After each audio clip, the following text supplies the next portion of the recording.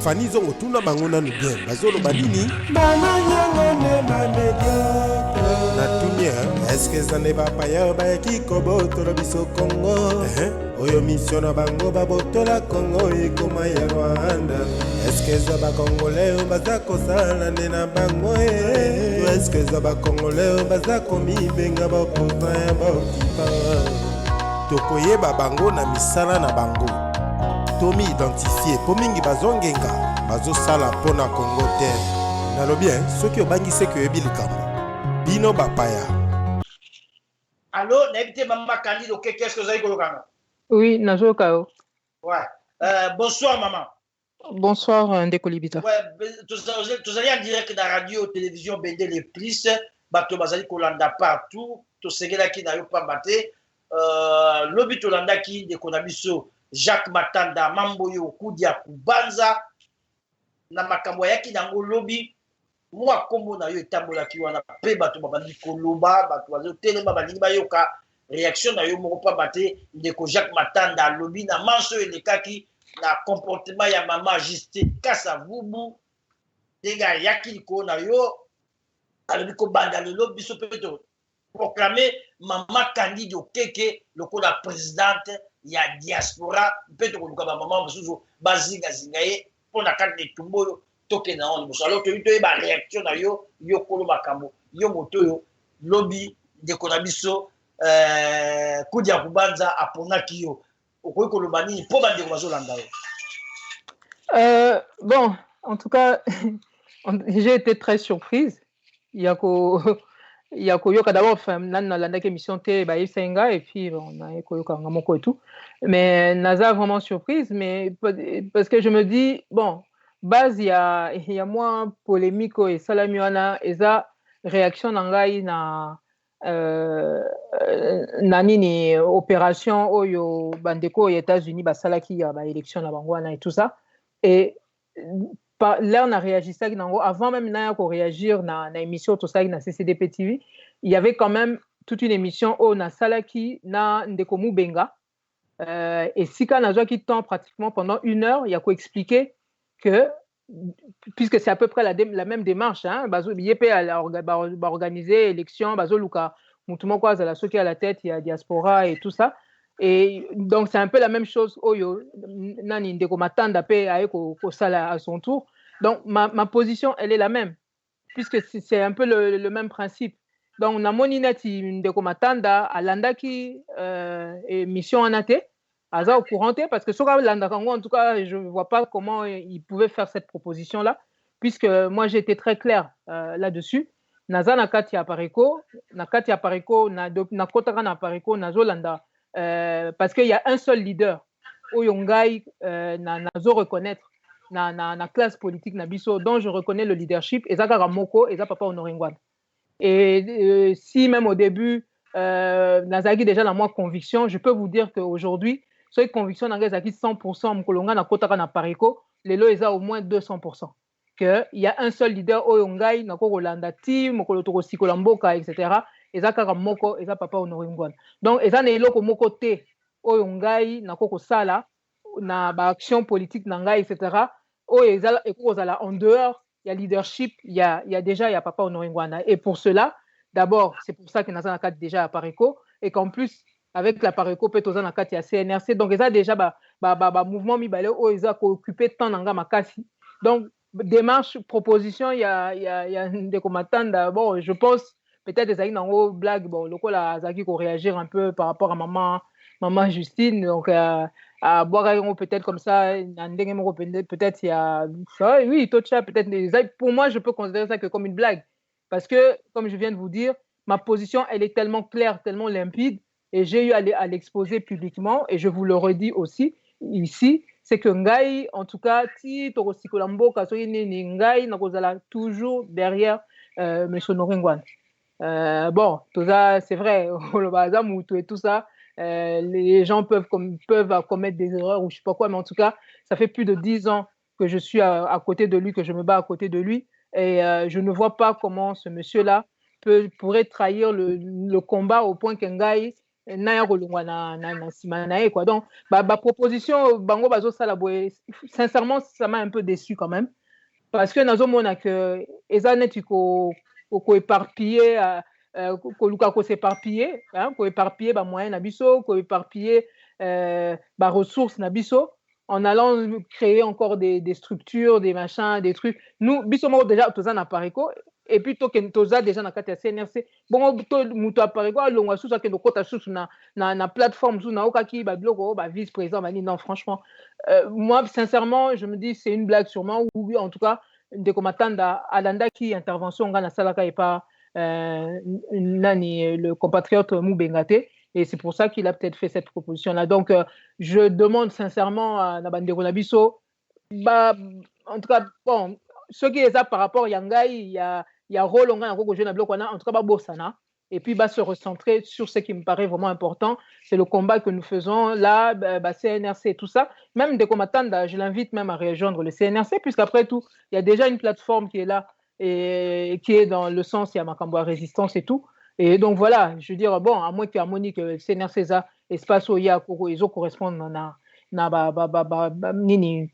objectif, ou bien ils correspondent à ce qu'il devait être, la manière dont lui veut mener le combat, à trouver que CNRC n'y répond pas, c'est son droit, mais je ne vois, moi en tout cas, c'est hors de question que j'aille me mettre dans d'autres mouvements, etc. Là, c'est vraiment hors de question. Et j'aimerais bien, en tout cas, je l'espère vraiment, vraiment, vraiment, que c'est la dernière fois qu'on entend encore des gens faire ce type de proposition, Bachanga, Sokiwapi et tout ça. Vraiment, ils ont comme un peu net distraction. Hein? Ça me déçoit même, sincèrement. Hein, ils ont décevant en Goyo Kashu Bablo Kabou. Donc voilà, j'espère vraiment que ce sera la dernière fois que Batubago Changa Sou n'avait Manding. Merci. Merci, merci, Bandeko Banso Bozolanda. Banso Bozolanda Biso, na nzela ya radio, télévision, les plus. Na basi bolandi réaction ya Mama Kaniko Keke, été de combattre les cas pour na Mama vice-présidente ya Pareco, et pour la mieux sortir pour na makambo ndenge ko atanda alobaki que non, biso de ces Mama Kaniko Santana, c'est ce que ça na moi. Merci pour validité. Na kati Mama Kaniko zo kangai aza clair et puis apesi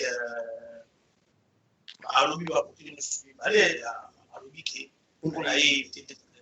de combattre la salade et puis ami bale alobi peut-être de combattre la landaki intervention na été pas ya ndikumbika ami ça alobi asengi na bande ma mbasi megalo ko ma distraction bala simayo bala bina bachaka bachaka ndo alobi ya rumunda azacha na maplate donc aza vraiment clair papa libita akoyoka ye mpona mokuna aza vraiment clair aza na kiso mpona kutu na ete peut-être na mosusu obandisi nga na kati 5 sur 5 aza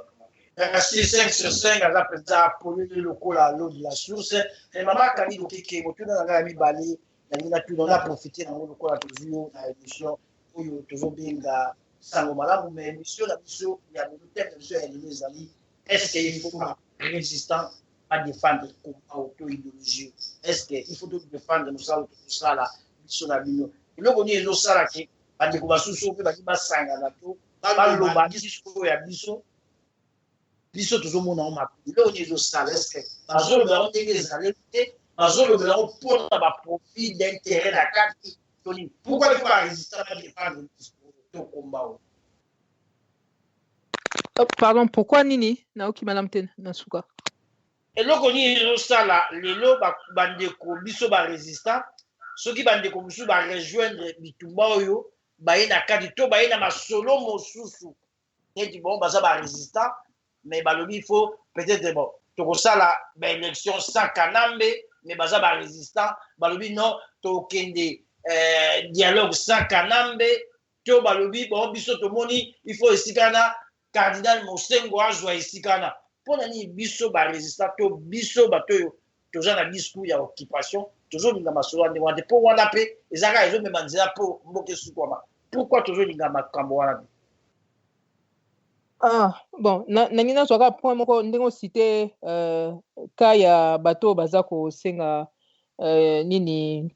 transition sans Kanambe, mais dirigée par nani le cardinal Mosengo par exemple. Nalinga na point na sala moi transition par rapport il y a question à Liboso et puis na kota na réponse on a opé sabino pour le reste de la question. Omoni eloko bozo ba bazo sala ba pétition cardinal Mosengo a konza transition etc. Mais na comprendre bande na bisote kaka makambo ndenge kaka oyo yangai boza na posa que mutu a sala bozana posa que mutu moko a remplir mission moko boye oui eza droit na bino bozala na posa wana mais makambo mosusu ezalaka avant ya kokende kolobela yango publiquement. Pourquoi ne pas approcher les gens en aparté ou par d'autres canaux kozwa déjà position na bango par rapport à cette sollicitation. C'est ce que malheureusement on voit ndenge banani bamubenga basala ou bien ndenge même de komatanda sali et tout ça. On propose que des personnes puissent mener des missions, mais au lieu avant d'en parler publiquement, on ne prend pas la peine d'aller sonder les personnes avant. Et c'est un peu dommage parce que quelque part, les gens qui ont éparpillé biso, attention à biso, et puis, écoute, ça vraiment, moi, distraction comme ça, là, et tout ça, voilà, c'est un peu dommage. Mais j'espère que, parce que, il y a Cardinal Mosengo, parce que dernièrement, à Ottawa, l'obéla qui est l'Ikambouana, les gens qui ont organisé cette élection-là, le concernant, qui est administrateur et tout ça, ça n'engage que eux. Il est étaliété, tu vois. Donc, ils ont ça la bienté, leur, comme la situation en Dengwana, ils ont ça la propreté. Alors, sinon, pour le reste, si j'ai bien compris, Mutu Akubanda, Alobi Kaza résistant, mais Nasuka, akomo lobela ba élection akomo lobela ndenge nini il faudrait qu'organiser ba élection de manière à ce que Esimba mais au moni je pense que ceux qui muto aza réellement convaincu te na likambo et mona na biloko mike net ndengwana on dit souvent le diable se cache dans les détails. Mutu a reposé diagnostic azo loboloko la biso. Je prends le cas un cas précis net indeko fayulu o ngamo pe na landaki awe sabino que le pays est occupé ba ebisinga même dernièrement mutu a commis mutu na ye aleki Serge Ouelo serait passé chez les airs. Il brandissait le livre du président qui m'organisait en disant qu'il livre un homme la Moussaki et tout et Télémisaye a rappelé apparemment dengue à Télémelara même Kagame kuna na Canada, puisque biso la plupart d'entre biso Serge Ouelo à travers action à Salaka contre Kagame, on a tout ça, donc on apprend là effectivement que et là que Salaka et Fungolaka est un peu maillé par rapport à la situation en Boka et ça livre il y a président il y a Pareco, tant mieux. Mais il semble que donc il y a Aza Moutoupé, il y a ici donc il y a Fayulu, mais donc toujours pareil Azapé candidat je crois à la députation, des choses comme ça. Mais Nyon Soigné Zola qu'en réalité ces gens-là sont pas dans le même camp que nous. Le problème qu'on a aujourd'hui, je pense que c'est ça, sérieusement attention, c'est qu'on commence à avoir des genres d'imposteurs. Il y a résistance. Et ça, ça n'a rien d'étonnant quelque part. Pourquoi? Parce que bateau bazo balingi bateau bazan un schéma na bango il y a accord à Saint-Sylvestre, ce qui consiste en réalité à il y a ko vandisa il y a qu'à faire perdurer régime et occupation. Bazo ça tout pour que Congolais bakene na nzela ya élection na bango wana où ils a déjà biaisé. Même ceux qui kanam bazate mais il y a tout le système qui est en place qui veulent préserver. Or ces gens-là bazo comme une équation moko moins compliquée na lobela ki on m'a mouké dernièrement dans une émission de société na CCDP, c'est que population au bango bakosi pendant des années pour kokotisa bango na ko vandisa schéma na bango wana population comme fungola misu en grande partie grâce au travail à président et à Pareco. Et cette population ça devient de plus en plus difficile de la mener par le bout du nez et de la garder un peu sous emprise wana au bazaki nango o permettra ki bango ba progresser na ba plan na bango. Et donc forcément source il y a éveil wana eza bato ba mibengi ba résistant bato bazaki bato aliboso ya koloba en tout cas parmi bato aliboso parce que ceux na zu bande na biso akivu kuna ba banda ko bunda banda kala pour Namabélé, je pense qu'on peut aussi les considérer pour beaucoup comme des résistants déjà de la première ligne. Mais biso nyoso, par exemple, pour être clair, biso nyoso toza bato tolandi particulièrement Papa Honoré Ngwanda et toute cette population qui commence à nous suivre pour nabakoka ko gérer biso et comme difficile puisque ba chevaux de Troie na bango ba tiela ba kotela ki ba congolais ko banda mwana ndeke oyo ayaki na ba bot na ya jardinier ba kosaki biso kezaki mwana Laurent Désiré Kabila etc. oyo donc cible kutu ya pratiquement ya liboso oyo président apareko asilisa ko bimisa ye poisa na miso ba congolais mwana na déjà pion na bango wana azokoma de plus en plus inefficace quelque part en tout cas pour que ba congolais balanda ye parce que ba congolais ba démasquer que non azani mwana ndeke azarane mupaya etc. bon nyoso bino boyebi wana alors à partir de là na batu na ye PPRD majorité présidentielle tout ça ba commis déclassé moyen donc à part une petite poignée à ba congolais oyo bazala banzala bango makasi o bazolanda bango majorité à ba congolais puisque majorité à ba congolais en réalité ba congolais moko taza na po sa mopaya konzaye donc à partir du moment oyo ba identifier que o wana za mopaya donc forcément ba rejeter donc majorité à ba congolais eza bato balingi na bango bapaya bakonza bango te po soki tolingai bapaya bakonza biso ndele tosengaka mpe baindépendance te totikalaka toujours sous la colonisation belge etc. Et aujourd'hui c'est évident que si on n'a pas voulu de la colonisation belge ou de l'occupation même de la Belgique, Yambo par la Belgique, c'est quand même pas pour que Tokyo Kondima occupation par les Belges. Donc automatiquement, Kanambe na batunaye commis déjà un outil moins efficace pour Nabango. Après ils ont essayé de s'appuyer, bon déjà même pendant aussi, on s'appuyait aussi sur marionnette Nabango Msuso Bazanango côté ya bao bami bengi ba opposant alors que notre pays est occupé et donc Bazanabango batoyo bazana accompagnateur ndenge tozo le baloba et tout ça donc mais bakanisa ki que na sima na bango ba okoka ko gérer biso ndenge basalaki déjà en 2006 ils ont réussi à tirer les Congolais dans quatre élections parce que tchelaki bango Jean-Pierre Bemba mwana mboka etc. mais et comme inasuka Jean-Pierre yewana andimi na l'inacceptable to ba Congolais ba kota mai après Jean-Pierre Bemba n'étant plus là il a fallu bazui sous pion mususu nani Étienne Tshisekedi pareil les Congolais bon gré malgré même biso ba résistant comme toyebi ça bango ba kene ba élection te ba kendaki toye ko totiki ba Congolais donc voilà balandi Étienne Tshisekedi et ça s'est terminé comme vous savez donc ba Congolais ba kotaki soumai donc et ça dit que siko au fur et à mesure ba Congolais ba ofungola misu et pour batine de la biso sikoyo mutu ya PPRD c'est pas possible mutu ya Rwandais kutu kolobate puisque ye kutu kala ne longi déjà ba Congolais ba koboa kisaye mutu oyo soki aza ba rasop et tout ça o ba Congolais lelo ba yebi que non bazara na bango ba accompagnateur ezo simbate sikoyo ba fabriquer biso siko race mususu ya ba soi-disant résistant o balinga ba élection donc binomo bozo comprendre que ça ba imposteur parce que eza déjà donc voilà eza eloko eko kosala mate que yo oza olobi koza résistant ozo bundela mabele oyebi que biloko mingi eza na maboko na yo te okende koluka kokota ba élection donc la réalité c'est que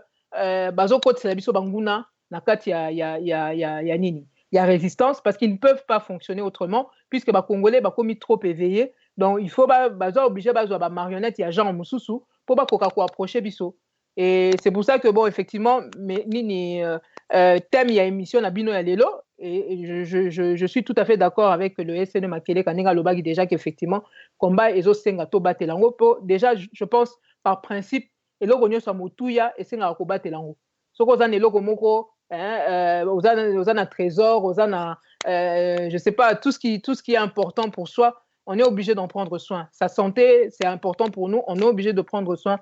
notre corps et tout ça, on est obligé de prendre soin de notre santé si on veut pouvoir faire beaucoup de choses, etc. Donc, il y a des choses comme ça qui sont importantes. On est obligé d'en prendre soin. Il faut qu'on m'y batte là pour pouvoir faire plein d'autres choses. Sinon, ceux qui sentaient, par exemple, nous autres, on a osé battre la montée, donc forcément, et qu'on pêche ça. Donc, et forcément, donc, je pense que vous avez compris, combat, et ça vital pour Nabiso Lelo. Comment on pourrait ne pas en prendre soin? Sachant que tout mingi ndé na wuto la examino awa bazo sepela na combat ndé biso tozo menango te puisque zo kotisa bango mai. Donc automatiquement effectivement il faut combattre la honte. Donc je suis un peu d'accord avec vous. Voilà un peu la réponse que je peux donner na question na bien. J'espère que, enfin, je pense que j'ai répondu à tout. Merci.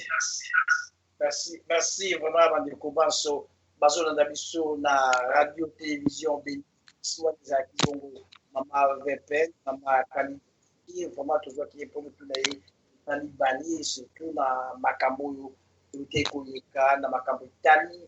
théâtre tout bien en théâtre de chez nous oyo ba uté ko sala mikolo miniki na makambo tali ba élection ya président to ya présidente ya diaspora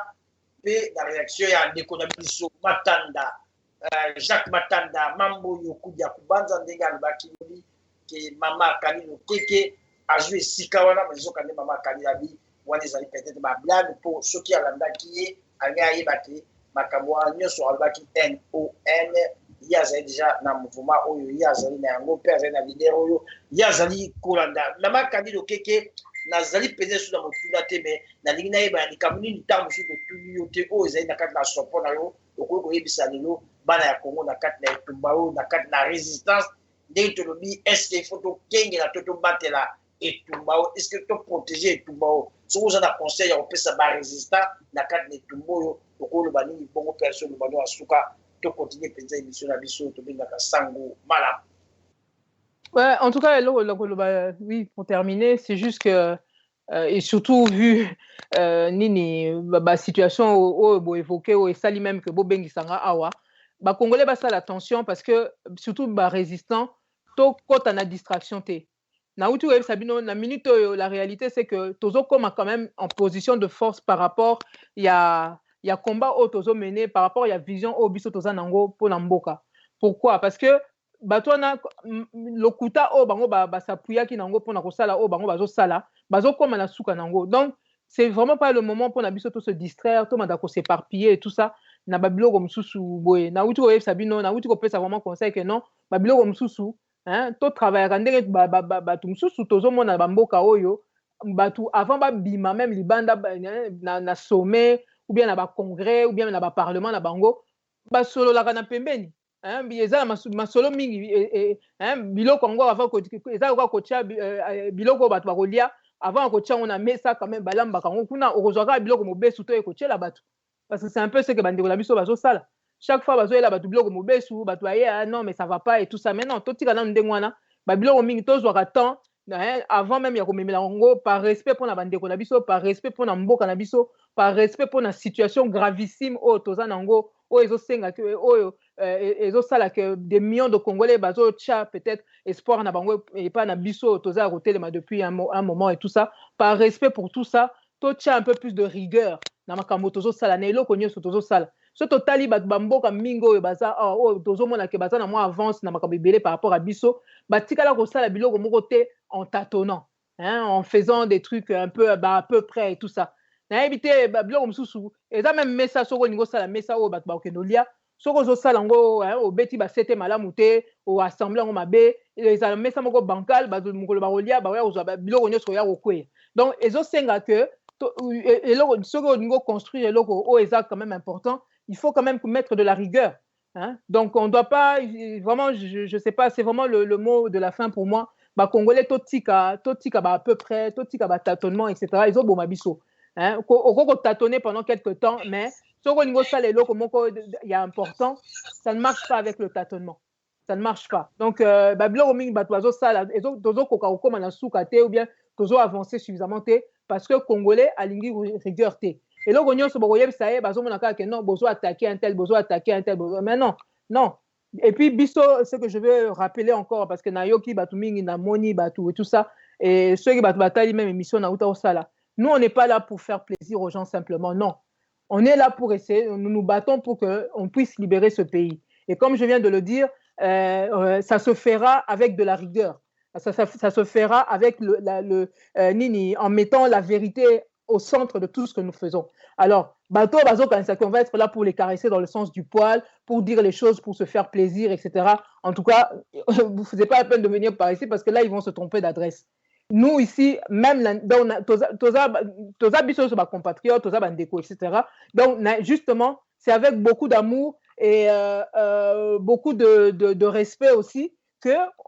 la moindre des choses, ceux qui n'ont pas la vérité, ceux qui ont salimbe, il faut na ebisayo. Parce que muta azo ebiso te sala lingi suffisamment te. Muta azo ebiso te bota la ka ba payo bazo ko sabiso depuis parce que bazala beso ba benda biso eloko moko boye bazo linga koyeba sabiso vérité te ne fût-ce que koloba ko reconnaître par exemple que mboka eza occupé. Wana eza bato bazo yakisa ke ba lingi biso te. Bato ba lingi Congo, muto ya lingi congolais a koyebisa vérité à plus forte raison muto aza ndeko na ye donc net biso oyo toza ba compatriotes biso nyoso ba nda ko moko nda ko ngo komona ngo Congo. To koyebisa na ba vérité. Donc voilà, là je termine là-dessus en rappelant aux gens que Awa, Torosa est la vérité à chaque fois. Donc voilà.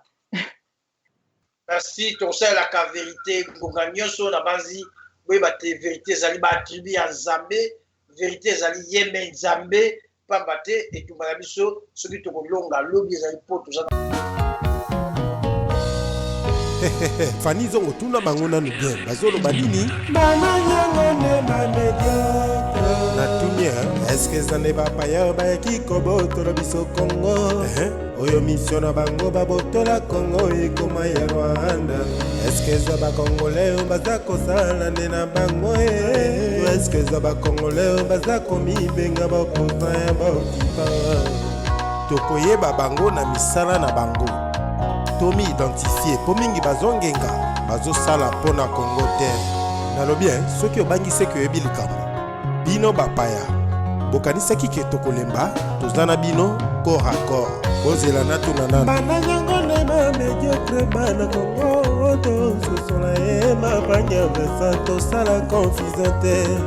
bomba mama mabe il faut tobimisa ba vrai médiocre baye bana lelo ba vrai médiocre faut baye bana po bakosi peuple congolais trop ba congolais misusu kilelo baza kotela komona makambo moko ya positif ebime paya bapaya oyo bayaki kokipe Congo oyo kokama oyo mission na bango eza babotola biso mboka soki oza kobenga baokipa baza bamédiocre bana alors résultat nini positif oyo congolais kolomboka ozali nde kozela epai na bango balalisi bino lelo 21 na ya occupation plus de 15 millions ya population ya Congo oyo babomi kasi congolais ti lelo za kocontinue VPN maman Candido kokomela peuple na yo vérité nganga nzambe loba bosemba banani vraiment nde bavrai médiocre eza nde bino te basoi-disant politicienne na bafonganga nzambe congolais alingaka koyoka tokomona likambo te eloko ya motu epai na ye esukaka se na maseki baza koreproche bamercenaire ke bazosala mercenaria baza kotraite bango bamédiocre tala esika pase ezali alors ke bamédiocre eza nde baoyo bazosala accompagnement baza koede bapaya baatteindre objectif na bango mpo babotola mboka kimbangu mboka ya lumumbekene entre mopaya na mwana mboka congolais nani nde médiocre le messager motingia nani nde médiocre bakumbaya bana misala ya baoccidentaux na batuti pao mapaya oyo biso nyonso tomona lolenge bayaki mission na bango eza babotola ya biso Congo likambo ya soni bana Congo balegitime bango baprefere kokubamela mibeko ya bapaya sepo na mbongo lelo 21 na ya mbombu ya bapaya plus de 15 millions de morts bakongolais babomi lobi balobaki na peuple batelema babima na nzela bobokozi babakiselaki kanambe ekomi katika lelo lisusu bazongeli bilei oyo basanzaki vraiment banani bamédiocre entre bapaya na bakongolais banani bamédiocre baélite congolaise bana Congo banani bamédiocre na moi bazobimisa peuple me na butu bazonégocie primature makila ya peuple congolais bakomisango essence na bango mpona kotambwisaka bapolitike na bango ya sorcellerie baakor oyo bosinyaki lobi bolobi esi ekomi katik lelo boza kosenga na peuple alanda bino na baelektio bopomba verité boza kobimisa peuple arevandikelaka bapositionema na bino eye epai ya baokipa boza kofaire croire na peuple congo eza na maana na démocratie zoka mboka eza konyokwama na bowumbu ya bapaya VPN ya Joven bakongolais bayebi na bango ke Soriano alias Moïse Katumbi aza na ye mopaya d'origine juif zambien kaka ye aza na nationalité italienne mpe constitution ya Congo eza kopermettre te na mopaya akoma président na Congo me okomona kaka bakongolais nde baza komema Soriano likolo polobi bakomisa ye président na Congo oyoka nanu maloba ya congolais kolomboka makambo oyo tozobeta masolo ya nationalité Moïse Katumbi eza distraction. Moïse Katumbi aza mwana mboka oyo aza na makila ya Congo azali mwana ya mfumuki mbangu akozonga kwa participer na élection topesa ye chance a passer pour te moderniser mboka na biso bomoni bamédiocre sokilele yo bapaya baza kozwa audace ya kodonda koviole ekosakana na Congo eza likolo ya motema mapenda yo Congolais azanga bolingo mboka ye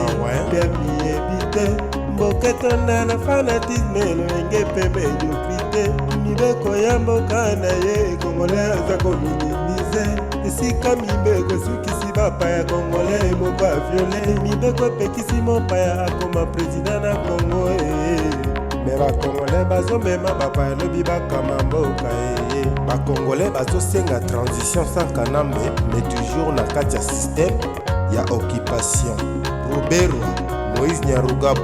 Bizimaka Mwetu na Bisengimana Vital Kameleon Zoé P Jeannette Kanambe pe tous les Tutsi Power na Congo bokotia bango wapi bana Congo toyoka nanu maloba oyo Soki Kabila a réussi au légal le 19 bandeko bolandanga bien tokoniatama na mboko comme jamais tokotika baou boyoki me bango wana butu baza konégociaka primature kaka na même kanambe wana sikoyo banani nde banyati peuple congolais bamédiocresa bakongolais oyo bazosala na mokipan bandimi kosala politike ya opposition na baokipan bakomisi mboka lelo république médiocratique du Congo likolo ya mabumu mpe bapositionema na bango wana bamédiocre baza kobloke libération ya Congo CR Ibitali Bongo nzoto ya mabele bamédiocresa bakongolais oyo bazoboma verité bayebike mboka Congo eza konyokwama na occupation bakomisi mboka lelo république médiocratique du Congo likolo ya neutralité ke baza au milieu du village bango wana bamédiocre baza kofrene libération ya Congo biso bapatriote résistant na apareko mpe na CNRC tolobi tokolongwa na bokonzi ya batuti te mpo tokóma na mokonzi ya juif zambalo ekoleka te nivo ya médiocrité oyo bakongolais bakomi nango eza kutu kozanga na kombo yesomi ye congolais akomi lokola marchandise tuli na nzambe moto nyonso akoleka bakobelela soma na motu ya mingi misusu kutu bakomi komitokisa na prima ngondo epai ya bapaya likolo oye ya babiete na conscience na bango bayebike mboka lelo eza okipe na likolo ya bambongo na bapote bakangi miso baprefere bapaya bakamba kongoye na makamba boye entre mopaya na mwana monganda nine medio mama émotion mama kololo pamba na Congo manani na mediocre diaspora oyo bazali sense ya kobikisa mboka mais trop de médiocre eske na nivo yo mboka na yo eza kokende koki kolobaki oza netre banguna bakotina lopango na yo bayekobotola yango babandi komboma mwasi na yo na bana na yo liboso na yo reaktio na yo ekozala nini ye mituna nanu mopandisango eske okolobaki mpona mosala na yo kotikala netre babandi yo kotelema mbango oyo defendre libota na yo ebongo mpona mboka na yo mpo nini ozali koloba ozali netre ni ya yo koyamba se bapaya ye sans position ya yo baninga se opposant na bango ekoma nde norengbana balionse na bapaya ye oyoka kombo mbongo te entourage na babomia pasi ya Congo ekoma kor position na yo juste ozali wapi mama se ya Rachel tala esika pasi ezali congolais mokaza kominimize danger ya occupation na mboka na yeye banani bamédiocresa bakongolais oyo bazosala na mokipan bandimi kosala politike ya opposition na baokipan bakomisi mboka lelo république bapibike médiocratique du Congo likolo ya mabumu mpe bapositione bana bango bango wana bamédiocre baza kobloke libération ya Congo esene Filemon Makeleka bamédiocre eza bakongole oyo bazoboma verité bayebike mboka Congo eza konyokwama na occupation bakomisi mboka lelo bibike médiocratique du Congo likolo ya neutralité ke baza au milieu du village bango wana bamédiocre baza kofile libération ya Congo Maman Clarisse Mbou Yandima depuis nekona bino noringana proposaki cette mesure mpona koaplike yango elongo tokende mpo tosikola Congo baoyo balobakaki baza kobundela peuple na mboka baza koboya koaplike yango mpo bamema peuple na baélection shema oyo bamekambalakama élégitima baétranger soki lelo bapaya bazodoondo epo baélection légitima bango kaka nzela yango ya danger baza kopropose na peuple kasi cette mesure topropose ye bakangi miso baprefere mapaya babotola bongo baoyo balobaki bainstitution komikadi bango wana bamédiocre lelo bazomema peuple na baélection na bangoya ya nzela oyo bateka mboka mbala mibale bababaya bamédiocre lelo balingi lisusu koteka Congo na baélection médiocrité otosikola mboka médiocrité esila bana ya Congo modebarase na bango peuple congolais ntango ekoki tobanda nano kopikola bamédiocre congolais oyo mpe tozwa destin ya mboka na biso Congo na maboko tokoki jamai kobundela Congo tokoki jamai kosikola mboka na bato ya boyebana ya Congo bamédiocre oyo ya bapoliticien bana bitinda communauté internationale bazali kosala monétaire na bango contre bana Congo bango nde bambokage ya libération ya Congo Radio TV Bendele le tam-tam d'Afrique Maman Gisèle tokoki jamais kotonga mboka lobi na bato esairwambe tokoki jamais koespere loko moko ya malonga euta na bango vrai patriote bamédiocre oyo ya classe politique bana bitinda communauté internationale bazali kosala monétaire na bango contre bana Congo bango nde babokage ya libération ya Congo Ilopoka Sosimambe, le magicien, l'homme qui fait obéir les appareils. Bana Congo etoloba bala boni pote bososola keli benga to baba kotisaka loboko sepen papa Alphonse ba tolobi malaka makembo koyo babotolina bapaya bakimaka jamais samate banguna baélection tosikola d'abord voilà mboka ya Congo ilongwa na occupation bomba bapaya mabima na Congo bafre bana Congo totikala na Congo etolobela baélection peuple congolais plus beaucoup tardé ko démasquer ba collabo pe ba médiocre congolais oyo soki bino peuple bostope bango te plus combat ya libération ya Congo ekokoma molai pe ba victime occupation ekozala kaka bino peuple diko ekomi facile ya koidentifier ba collabo oyo base déguisé na ba opposant politique même na kati ya société civile Pasteur David Ekofo alobela ba occupant vérité pe adénonça occupation na Congo me ba occupant batelemela ye mpo basala ye mabe lelo aza libanda ya mboka mpo akomaki élément dangereux epai ya ba occupant me baoyo bazomibenga ba opposant ke bakundaka na terrain babimaka mpe bazongaka na Congo ndenge balingi mpe bazosala bamiting na Congo na liberté nyonso peuple congolais allez-y comprendre bazo travailler pour na banane baza na kati ya système ya occupation proposition ya cette mesure pour na libérer Congo na soulèvement populaire bazo telemela ngo pour na intérêt na bango ekokoma menacé mais tolobi avec ou sans bango to libérer Congo papa Honoré Mbanda Nzambe abatela yo mosala osalaki ya kobalola mabele mpe kobwaka bakreme na mabele oyo bakongolais baignoraki mpe bawanganaki lelo eboti banzete minene mpe bacongolais bakomi korekolte bafruit ya verité oyo yo olonaki lobi. Peuple congolais koluka mosika te, nzambe atindaka baliberateur mibale te, mpe devant bokonzi ya bapaya basalaka révolution pacifique te. bakosa bino tosalela cette mesure proposé na papa Honoré Ngbanda nde tokolibere mboka na biso Congo. Nzela mosusu eza te, tolanda cette mesure. Botenir nga rigueur.